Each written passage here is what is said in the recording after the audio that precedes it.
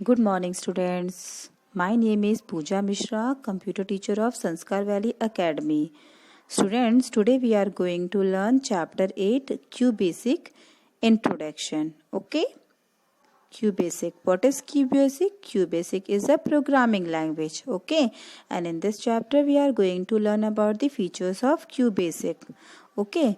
Like we all know that there are many different types of programming language available, and if you want to do any work in your computer, if you want to give any command in your computer, for that you require some programming language or computer language. Okay, so the language used by the programmers to write computer programs are known as programming language. ये students जो software बनाते हैं या जो programming करते हैं, तो जो प्रोग्रामर्स लैंग्वेजेस यूज़ करते हैं बेसिकली उनको कौन सी प्रोग्रामिंग उनको लैंग्वेज कहा जाता है, उनको प्रोग्रामिंग लैंग्वेज कहा जाता है. ठीक है.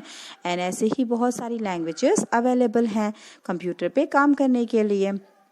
Isn't it? Like Basic, Fortran, Pascal, COBOL, C, C++ and Java are some examples of programming language. Okay.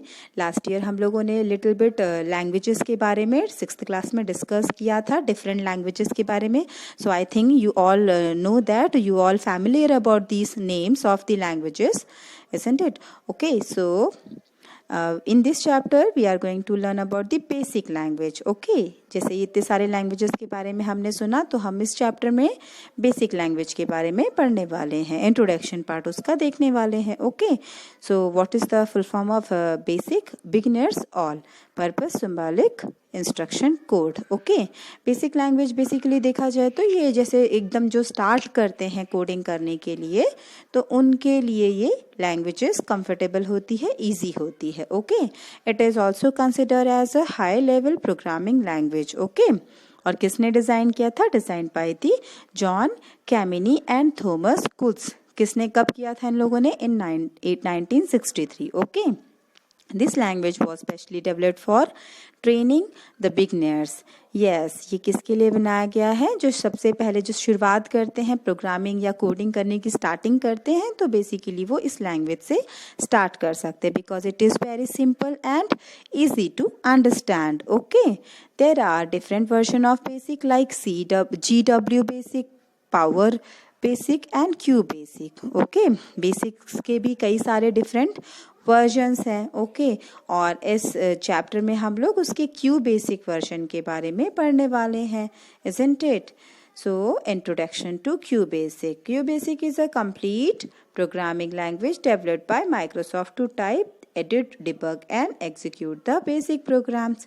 Yes, QBasic जो है ये एक प्रोग्रामिंग लैंग्वेज है. और किसने डेवलप किया इसको? माइक्रोसॉफ्ट ने डेवलप किया था. बेसिकली उनका क्या इंटेंशन था?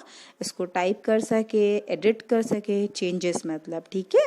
एंड डिबग का मतलब रन करना, एग्जीक्यूट करना ही होता है. डिबग का मतलब जैसे एक बार हम लोग चेक करते हैं और चेक करने के बाद हम एग्जीक्यूट करते हैं, तो एडिट डिबग मतलब वही होता है चेक करना. चेक करते वक्त अगर कोई मिस्टेक होती है तो हम उसको एडिट कर सकते हैं. एंड एग्जीक्यूट, इसको हम एग्जीक्यूट करके रिजल्ट को शो कर सकते हैं. Isn't it? नेक्स्ट है कैरेक्टरिस्टिक्स ऑफ क्यूबेसिक. अब कैरेक्टरिस्टिक्स क्या होते हैं? It is a user friendly language. Yes, QBasic जो है वो काफ़ी यूज़र फ्रेंडली लैंग्वेज है. मतलब जो यूज़र जो इस्तेमाल करते हैं कंप्यूटर को या फिर इस लैंग्वेज को, वो ईजीली इस लैंग्वेज को ऑपरेट कर सकते हैं, यूज़ कर सकते हैं. Isn't it? It is one of the most flexible language as modification can easily be done in already existing program. ये स्टूडेंट, ये लैंग्वेज एक फ्लेक्सिबल लैंग्वेज इसलिए कहलाती है क्योंकि जैसे अगर कोई भी प्रोग्राम पहले से बना दिया गया है, तो उसमें अगर कोई मॉडिफिकेशन करना है, कोई चेंजेस करना है, तो it is easily possible with QBasic programming language. Okay. Next है language is easy and as the variable can be named easily and simple English phrases with mathematical expressions. ये स्टूडेंट्स, आप इस लैंग्वेज को जब use करोगे तो आपको लगेगा कि जैसे हम इंग्लिश में ही सारी कोडिंग कर रहे हैं, बिकॉज ये जो लैंग्वेज है बेसिकली ये इंग्लिश की तरह दिखने वाली ही लैंग्वेजेस है. इसमें हम लोग इंग्लिश के ही पूरे वर्ड्स यूज़ करते हैं, एज वेल एज हम मैथमेटिकल एक्सप्रेशन का यूज़ करके इसकी कोडिंग कर सकते हैं. क्लियर है, so that it is very easy for understand. Okay, it is an open source software which can be freely downloaded. Yes, ये जो सॉफ्टवेयर है ये कोई रिस्ट्रिक्टेड सॉफ्टवेयर नहीं है, या फिर इसकी कोई बहुत ज़्यादा कॉस्ट नहीं होती है, या फिर आप इसको ऐसा नहीं है कि डाउनलोड नहीं कर सकती. ये ऐसा है ओपन सोर्स सॉफ्टवेयर है जिसको मतलब ईजीली हम इंटरनेट से डाउनलोड कर सकते हैं कहीं से भी फ्री में. Isn't it? नेक्स्ट है it automatically checks syntax. yes, जैसे अगर कोई आपने सिंटैक्स एरर किया है ना, हम लोग अगर इंग्लिश में जिस तरह से बात करते हैं ना, ग्रामेटिकल मिस्टेक्स या फिर कुछ ग्रामर, जो हमारे अलग अलग ग्रामर होते हैं, टेंसेस होते हैं, सिमिलरली जब हम कोडिंग करते हैं, प्रोग्रामिंग करते हैं, तो वहाँ पे इनको हम लोग सिंटैक्स कहते हैं. ओके, और जब सिंटैक्स आप राइट करते हैं तो जैसे आपके वर्ड, एक्सेल या फिर पावर पॉइंट में ग्रामेटिकल मिस्टेक्स कुछ होती हैं तो चेक हो जाती हैं ऑटोमेटिकली. वहाँ पे क्या अंडरलाइन आ जाता है, green and red wavy lines आ जाती हैं. उसी तरह से जब आप इस प्रोग्रामिंग को करते हो तो इसको चेक कर, जैसे ही आप इसे रन करेंगे या डिबग करेंगे तो ऑटोमेटिकली आपके सिंटैक्स एरर्स बता देता है, या फिर कोई और एरर है तो उसे भी ये बता देता है. Okay, it allow us to break every program into models. आप यहाँ पे हर प्रोग्राम को मॉडल्स में क्रिएट करना चाहते हो तो मॉडल्स में भी उसको क्रिएट कर सकते हो. Isn't it? So let's start. How to next topic is to start QBasic. Yes, अब कैसे स्टार्ट करते हैं QBasic को, ठीक है. तो click on start button. First of all किस पे क्लिक करोगे? स्टार्ट बटन पे. देन सर्च बॉक्स में आप क्या डालोगे? QBasic. QBasic आपके सॉफ्टवेयर का नाम है जिसपे कि हम प्रोग्रामिंग करने वाले हैं. Okay, now from here click on QBasic. अब QBasic पर आप क्लिक कर दोगे. Now press escape to hide the welcome. Yes, अब जैसे आपको वेलकम जो स्क्रीन है उसको नहीं शो करना है तो ये just click on the escape. Okay, next one more type is available कि अगर आपके डेस्कटॉप पर ऑलरेडी QBasic अवेलेबल है तो फिर आप डायरेक्टली भी QBasic पे डबल क्लिक करके उसके आइकॉन पे डबल क्लिक करके ओपन कर सकते हो. No need to go through start button. Okay, screen and reveal the QBasic window. अब आपके सामने QBasic विंडो आ जाएगी. This screen is called QBasic editor. इसको क्या कहते हैं हम लोग? QBasic editor, where we can write program and execute them. ये एक ऐसा एडिटर है जहां पर हम प्रोग्रामिंग करके एग्जीक्यूट कर सकते हैं उसको, ठीक है. अ QBasic window is divided into 2 different parts. अब जो QBasic विंडो होता है वो 2 पार्ट्स में डिवाइडेड होता है. First is the program mode and second is the immediate mode. आपके प्रोग्राम मोड में क्या होता है? In this mode we can type the program and press F5 key from the keyboard to execute the program. Program mode में आप क्या करते हो? आपका जो भी कोडिंग है, जो भी प्रोग्राम है, उसको हम टाइप करते हैं और हमें अगर उसको एग्जीक्यूट करना है, मतलब उसको उसका रिजल्ट शो करना है, तो उसके लिए हम एग्जीक्यूट करते हैं. तो एग्जीक्यूट करने के लिए आप कौन सा बटन प्रेस करोगे? F5 की, ठीक है. कीबोर्ड से आप लोग F5 की प्रेस करेंगे. ओके, नेक्स्ट है इमीडिएट मोड.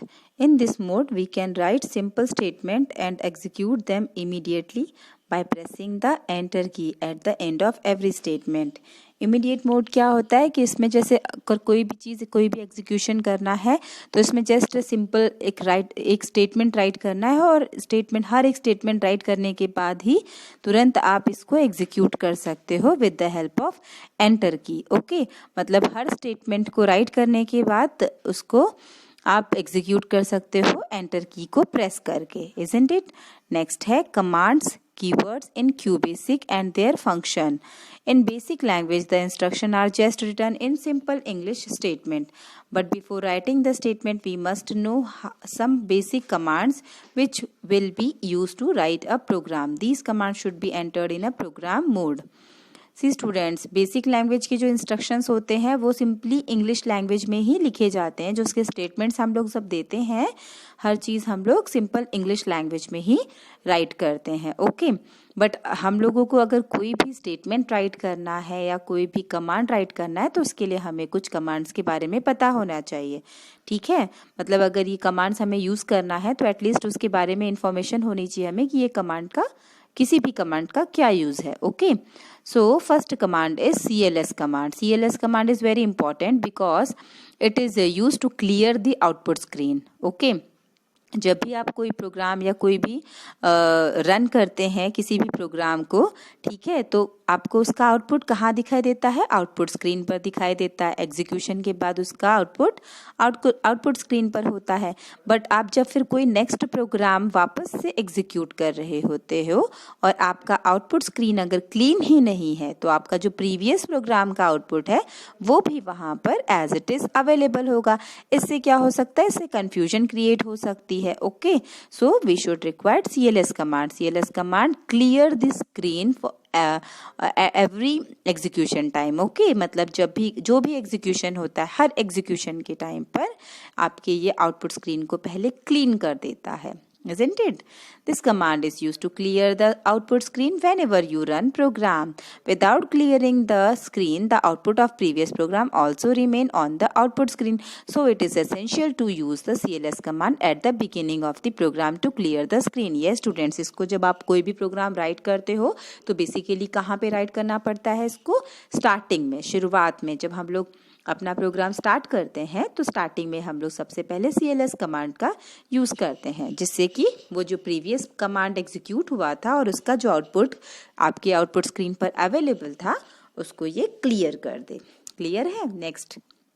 नेक्स्ट है, इसका सिंटैक्स क्या है? CLS। ओके, मतलब आप जब राइट करोगे तो उसको CLS सिंटैक्स के थ्रू, कमांड के थ्रू राइट करोगे। क्लियर है? नेक्स्ट है print command. Print command is used to view the display on the screen. Whenever the message we want to print, we must put it in double quotes after the print command. If we just type print, a blank line will be displayed. If we type a variable after a print statement, the variable's content will be printed on the screen. See students, print command का क्या use है? It is used to print your output on output screen. Okay, मतलब output screen पर जब हमें कोई चीज़ show करनी है, दिखानी है, तो हम कैसे दिखा सकते हैं? With the help of print command. Print command आपके आउटपुट स्क्रीन पर आपके रिजल्ट को प्रिंट कर देता है।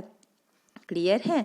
वन मोर थिंग, जब आप कोई चीज़ राइट करते हो, जैसे कोई आउटपुट आपको या कोई कंटेंट शो करना है, कोई मैसेज शो करना है, तो आप प्रिंट के आगे पहले आप प्रिंट लिखेंगे और प्रिंट के जस्ट आगे क्या लिखेंगे? डबल कोट्स में कोई वैल्यू दे देंगे, जैसे कि your message is successfully displayed, या फिर आपका your addition of A and B, या फिर addition of 2 number is this, what एवर। ठीक है, तो आप इस तरह से कोई मैसेज अगर देना चाहते हो तो आप किस में दोगे? Double quotes, double inverted comma में, आफ्टर प्रिंट स्टेटमेंट। ओके, और अगर आप प्रिंट स्टेटमेंट के बाद कोई वेरिएबल राइट करते हो तो उस वेरिएबल के अंदर जो भी कंटेंट है, ठीक है, जैसे कि हमने A is equal to 10, B is equal to 20 and C is equal to A plus B किया है और प्रिंट C कर दिया है, तो हमें क्या मिलेगा? हमें A और B का प्लस किया हुआ, ऐड किया हुआ वैल्यू दिखाई देगा। ओके, तो इस तरह से आप प्रिंट कमांड यूज कर सकते हो। Type print QBasic is a programming language. ठीक है, सी if we type a variable after a print statement, the variable's content will be printed on the screen. कैसे दिखाई देता है? इसको हम कैसे यूज करते हैं? Type print QBasic is a programming language. ये एक मैसेज है। QBasic is a programming language, it is a message. Okay, जो हम लोग स्क्रीन पर दिखाना चाहते हैं, तो सबसे पहले हम प्रिंट टाइप करेंगे, उसके बाद डबल कोट्स के अंडर में ये मैसेज प्रोवाइड करेंगे। Okay, press enter key from the keyboard, the output of the command will appear on the screen. See students, जैसे मैंने आपको बताया था कि पहले कि आप इंस्टेंट F5 की प्रेस करके भी एग्जीक्यूट कर सकते हो, ठीक है, रन कर सकते हो, या फिर आप एंटर की, हर स्टेटमेंट के बाद एंटर की प्रेस करके भी अपने आउटपुट को आउटपुट स्क्रीन पर देख सकते हो। तो ये हम लोगों ने एक मैसेज टाइप किया है इंस्टेंट, इसके बाद हम लोग कीबोर्ड के थ्रू एंटर की पे प्रेस करके अपने आउटपुट स्क्रीन को सामने लाकर आउटपुट स्क्रीन के ऊपर अपना आउटपुट देख सकते हैं। ठीक है, नेक्स्ट है type print 64+36 on program mode. Okay, then press F5 key from the keyboard. Okay, the output of the command will appear on the screen. See, अब यहाँ पे देखिए 64+36 2 नंबर्स को डायरेक्टली प्रिंट के आगे दिया हुआ है, तो अब आपको क्या दिखाई देगा?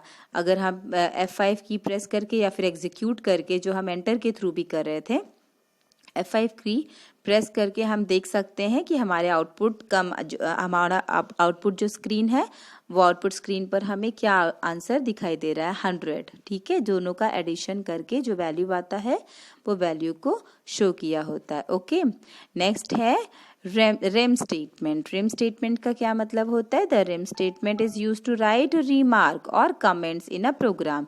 सी स्टूडेंट, जो आपका रेम स्टेटमेंट है या फिर उसको हम रिमार्क स्टेटमेंट भी कह सकते हैं, और ये यूज किया जाता है कोई भी रिमार्क देने के लिए, कोई मैसेज देने के लिए। और रेम स्टेटमेंट कभी भी एग्जीक्यूट नहीं होता है, ये सिर्फ और सिर्फ आपके प्रोग्रामिंग पेज पर ही दिखाई देता है, इसका आउटपुट स्क्रीन से कोई मतलब नहीं होता है, क्योंकि ये एग्जीक्यूट नहीं होता है। ये सिर्फ आपको बताता है कि आपका प्रोग्राम स्टेप बाय स्टेप क्या काम कर रहा है, एक मैसेज की तरह डिस्प्ले करने का काम रेम स्टेटमेंट करता है। ओके, नेक्स्ट है LET statement, let statement. Okay, the let statement are used to assign a data value to a variable. See students, जब आप लोगों को किसी वेरिएबल में कोई वैल्यू स्टोर करना है तो उसके लिए हम लोग कौन सा स्टेटमेंट यूज करते हैं? Late statement. ओके, और इसका सिंटेक्स क्या होता है? LET आपका variable name is equal to data value, जो भी वैल्यू आप किसी वेरिएबल के लिए दे सकते हो। For example, let a is equal to 65, will store the value 65 in the variable a।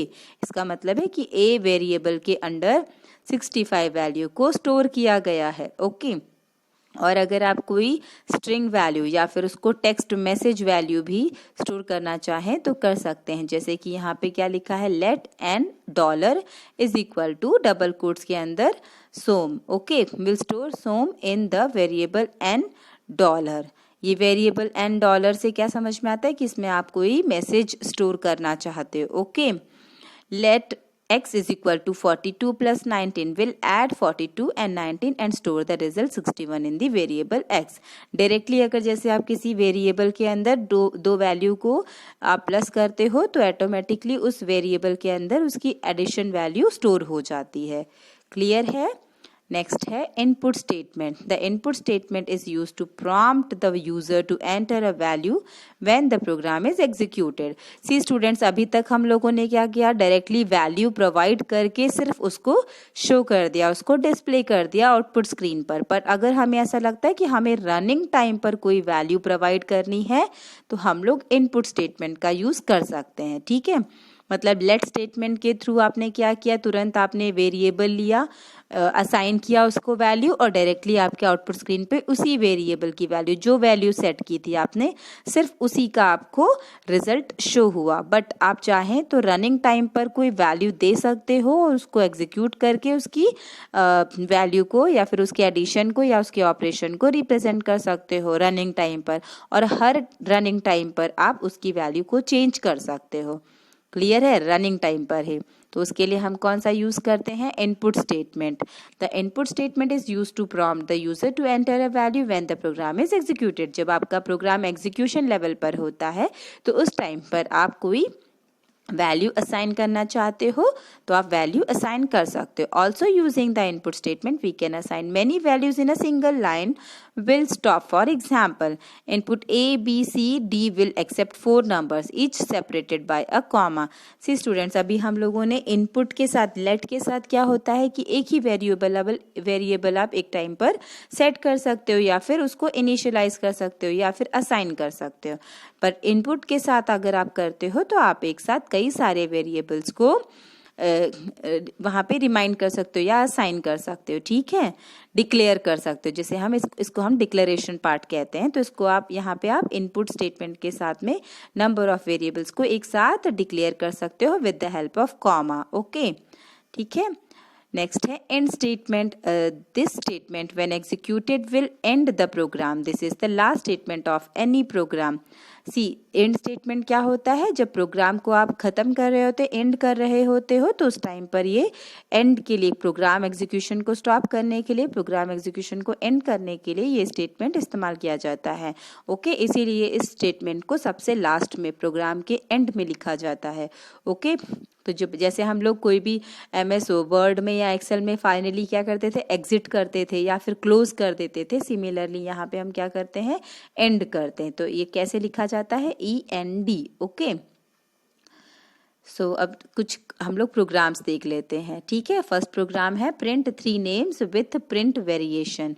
Okay, 3 names को प्रिंट करना है। ओके, तो कैसे करेंगे, प्रोग्राम कैसे राइट किया जाएगा। First CLS statement, then let A $= महिमा।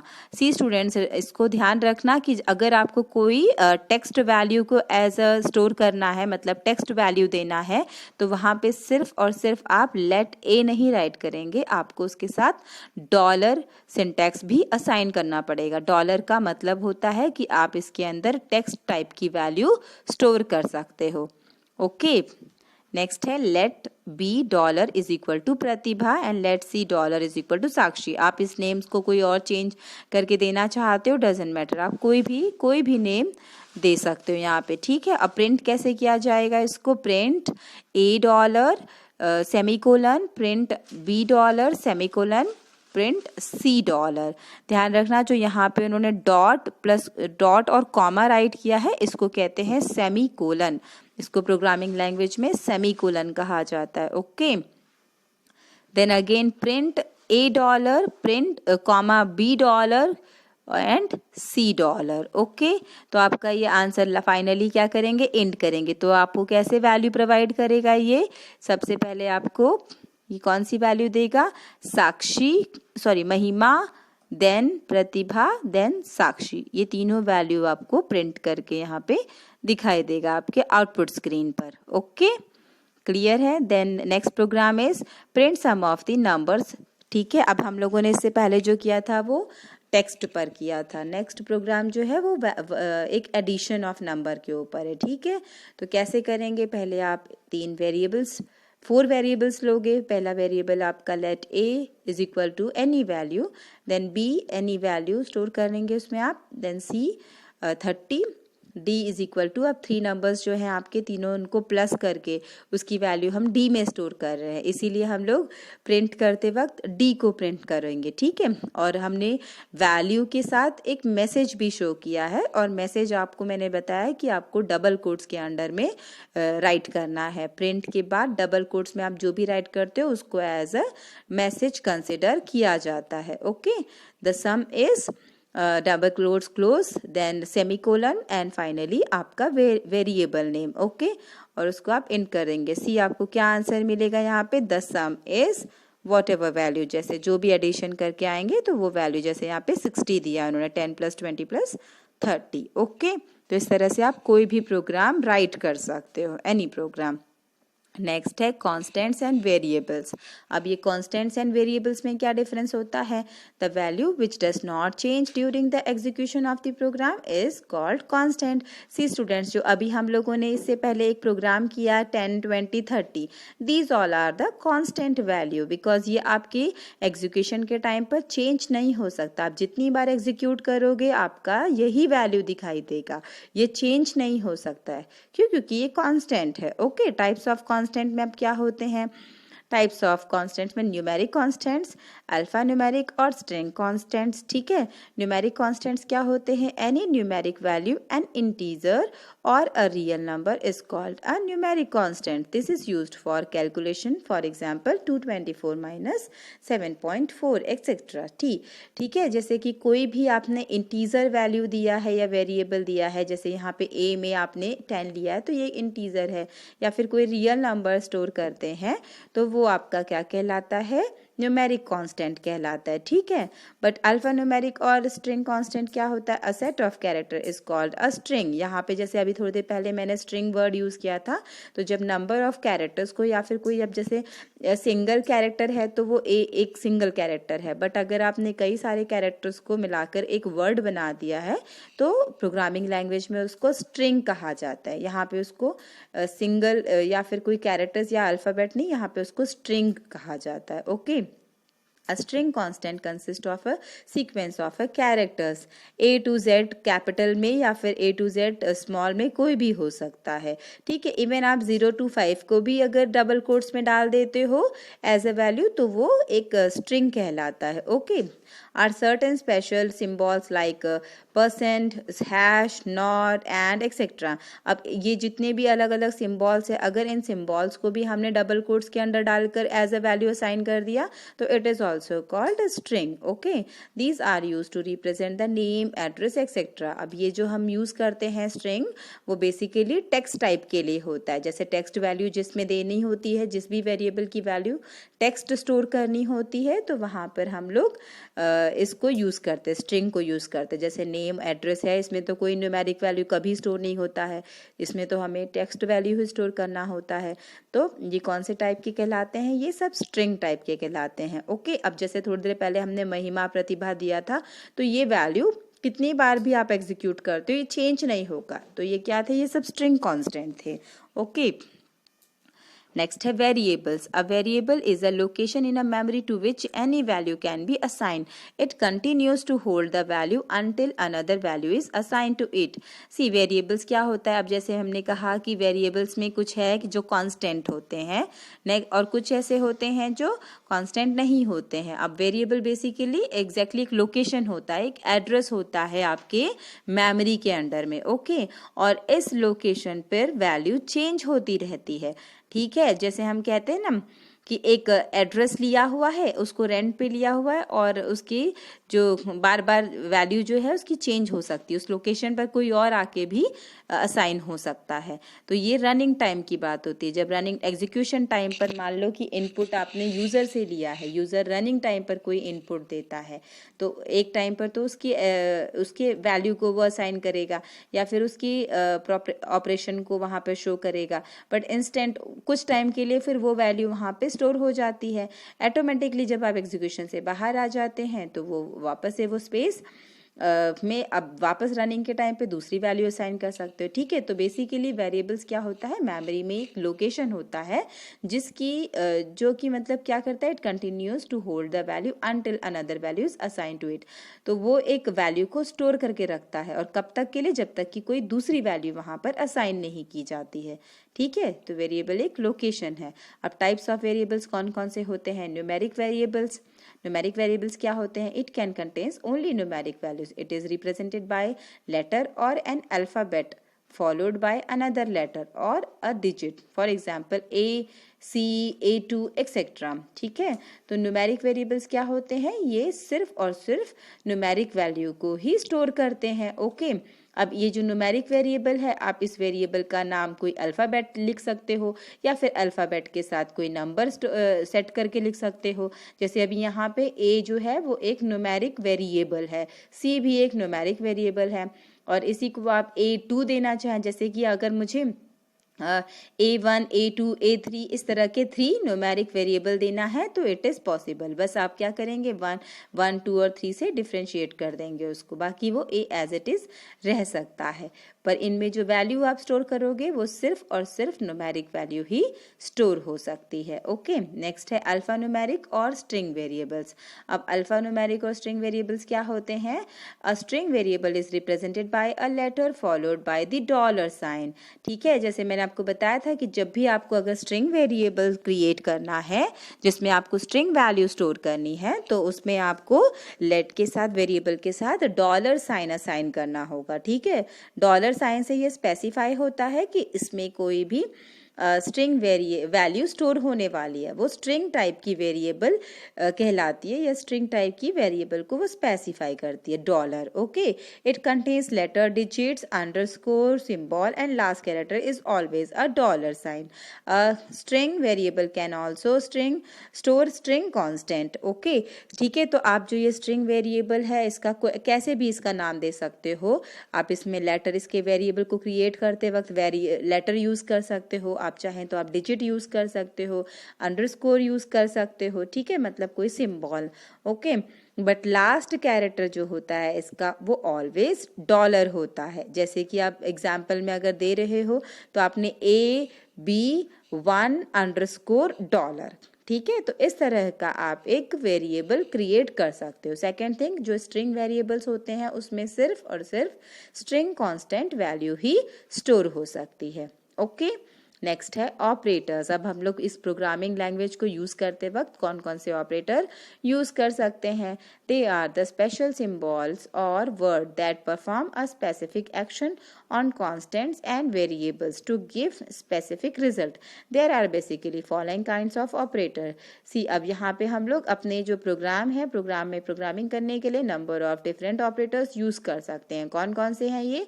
पहला है arithmetic operator, then relational operator, logical operator and string operator. Okay, arithmetic operators कौन कौन से होते हैं? A computer can perform many arithmetic operations and calculation with the help of arithmetic operators. ठीक है, अब जैसे यहाँ पे मैंने एडिशन किया था तो उसमें क्या यूज किया था? Arithmetic operator. सिमिलरली आप मल्टीप्लिकेशन ऑपरेशन करना चाहे तो कर सकते हो, या फिर सब्ट्रैक्शन ऑपरेशन करना चाहो तो कर सकते हो। तो उसके लिए हम कौन से ऑपरेटर यूज करते हैं? अरिथमेटिक ऑपरेटर्स यूज करते हैं। ओके, नेक्स्ट है there are use to compare two values using any given relational operators from a relational expression. अगर जैसे आपको कभी ग्रेटर देन या लेस देन या इक्वल टू फाइंड आउट करना है किन्हीं टू वैल्यूज में या टू नंबर्स में, ठीक है, तो हम क्या यूज करेंगे? वहां पर हम लोग रिलेशनल ऑपरेटर्स यूज कर सकते हैं। ओके, नेक्स्ट है अगर हमें कोई चेक करना है, the result of logical operator will be either true और फॉल्स। यस, आपका जो लॉजिकल ऑपरेटर होता है उसकी वैल्यू जो होती है वो हमेशा या तो ट्रू होती है या तो वो फॉल्स होती है। Logical operator are use to combine two or more relational expression and return a single value as true or false in a result. The different logical operators are and or not. See students, जब हम लोग relational operator के साथ काम करते हैं तो वहां पर तो हम लोग सिंगल रिलेशनल एक्सप्रेशन के साथ काम कर सकते हैं। सिमिलरली अरिथमेटिक ऑपरेटर में भी हम लोग सिंगल रिलेशनल एक्सप्रेशन के साथ काम कर सकते हैं। बट जब हम लॉजिकल ऑपरेटर यूज करते हैं, एक्चुअली इसकी नीड कहाँ होती है? जब हम लोगों को एक से ज्यादा एक्सप्रेशन को चेक करना होता है। जैसे कि एक एग्जाम्पल, अगर लाइव एग्जाम्पल लेते हैं तो जैसे आपको क्या होता है, जब स्कूल में आप फॉर्म फिल कर रहे होते हो या फिर आपसे कुछ डॉक्यूमेंट्स मांगे जाते हैं, तो फॉर एग्जाम्पल आपसे कह दिया जाता है कि आपका हमें एलसी भी चाहिए और आपका हमें एड्रेस प्रूफ भी चाहिए, मतलब दोनों ही चीज कंपलसरी होगी तभी आपका काम होगा। तो जब ऐसे क्या होते हैं, यहाँ पे दो कंडीशंस को चेक किए जाते हैं, दो एक्सप्रेशन को चेक करे जा रहे हैं, ठीक है, और फाइनली आंसर एक ही मिलता है। तो ऐसे टाइम पर अगर इस तरह के ऑपरेशन या इस तरह की प्रोग्रामिंग हमें हमारे कंप्यूटर में या फिर इस प्रोग्रामिंग लैंग्वेज के साथ करनी है तो वहां पर हमें कुछ ऑपरेटर्स की जरूरत पड़ती है, और वो ऑपरेटर होते हैं लॉजिकल ऑपरेटर, जो आपको एक साथ टू एक्सप्रेशन पर वर्क करने के लिए अलाउ करते हैं। ओके, नेक्स्ट है string operators. These are also called concatenation operator. Okay, these are used for combining two strings together. For example, print good plus evening will display good evening. Yes students, जो string operators होते हैं ये concatenation मतलब कि जो दो strings होते हैं उनको join करने का काम करते हैं। नेशन का मतलब ही होता है दो स्ट्रिंग्स को ज्वाइन करना, मतलब दो अलग वर्ड्स को कंबाइन कर देना, मर्ज कर देना, उसको कहते हैं कॉन्केटनेशन। ओके, तो स्ट्रिंग ऑपरेटर आपको इस तरह के ऑपरेशन करने के लिए अलाउ करता है, हेल्प करता है। Okay, so here our chapter is finished. I hope you all understood this chapter properly, and of course if you have, आप लोगों के पास जिसके पास भी घर पे कंप्यूटर होगा तो आप लोग इस प्रोग्रामिंग लैंग्वेज के सेटअप को इंस्टॉल करके घर पे प्रैक्टिस करेंगे, isn't it? Okay students, we will meet in next video session with new chapter. Till that time, take care of yourself. Bye bye.